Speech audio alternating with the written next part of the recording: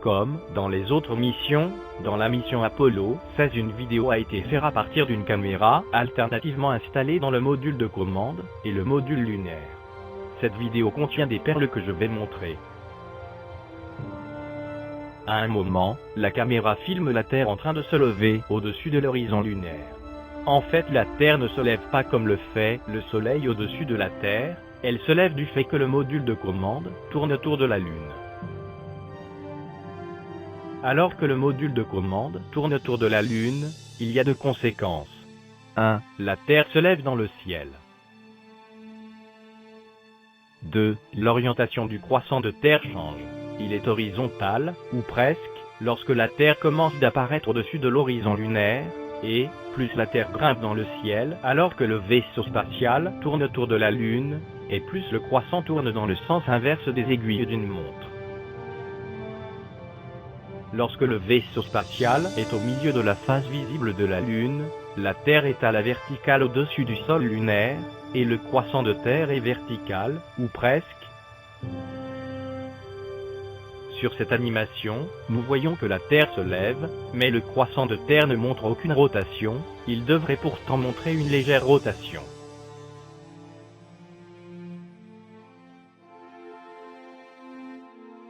Sur cette animation, le module lunaire tourne autour de l'axe vertical, fait un mouvement de lacet, parce qu'un réacteur horizontal fait feu, à l'endroit que j'ai cerclé de noir, mais il devrait y avoir un second réacteur horizontal qui devrait faire feu, à l'endroit que j'ai cerclé de rouge, sans quoi le centre du LEM ne va pas rester immobile, mais va se déplacer à la place.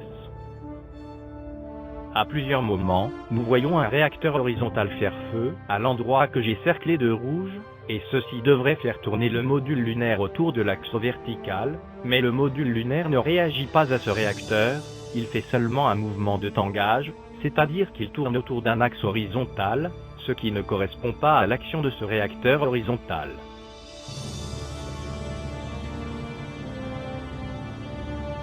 Sur cette animation, nous voyons le module lunaire légèrement rapetissé.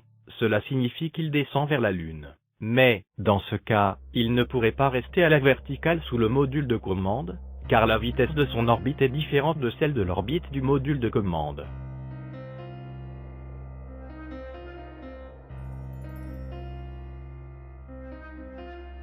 Sur cette animation, vous pouvez constater que le LEM s'éloigne progressivement de l'horizon lunaire, car la caméra tourne pour suivre le module lunaire, ceci signifie que le module lunaire se rapproche du module de commande.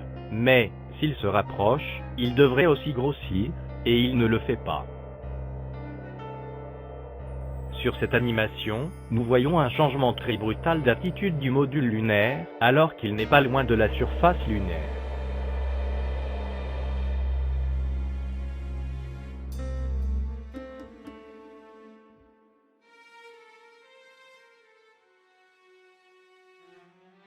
Ce n'est pas possible, le module lunaire n'est pas un avion, il ne peut se comporter comme un avion.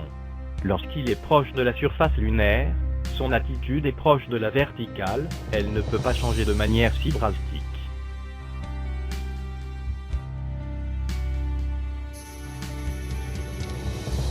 Si le module lunaire se comportait de cette manière, il serait sûr de s'écraser sur le sol lunaire.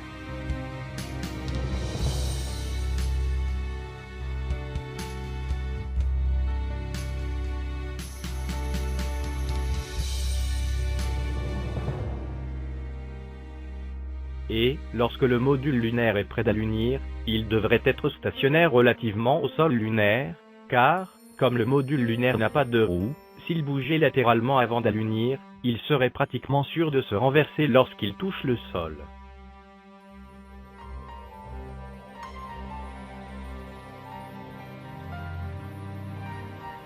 Pourtant, si vous observez le sol lunaire, notablement les petites roches, vous voyez que le module lunaire se déplace dans toutes les directions relativement au sol lunaire juste avant de toucher le sol lunaire.